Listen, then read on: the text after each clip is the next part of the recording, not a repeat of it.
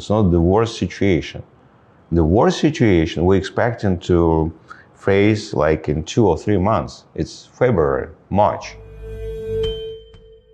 And business owners ask me about my predictions for 2021 because, people tell me, we have these vaccines and very soon everything stops and finally we will get back on the rail. But to be honest, guys, and this is why for me it's so sad, really, I really even don't want to record some New Year congratulations or Christmas congratulations, because the truth is, every Christmas, every New Year, usually I tell something inspiring, like, okay, guys, next year will bring you this and it will bring you that. But the truth is, about 2021, I don't have anything good to tell you, because unfortunately, right now, it's December 2020.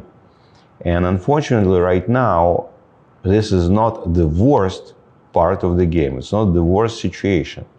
The worst situation we're expecting to face like in 2 or 3 months. It's February, March. And only one thing I want to tell you about 2021, it will be even bigger challenge than 2020. And if you're smart, if you're strong, if you have your goals, I suggest you to prepare.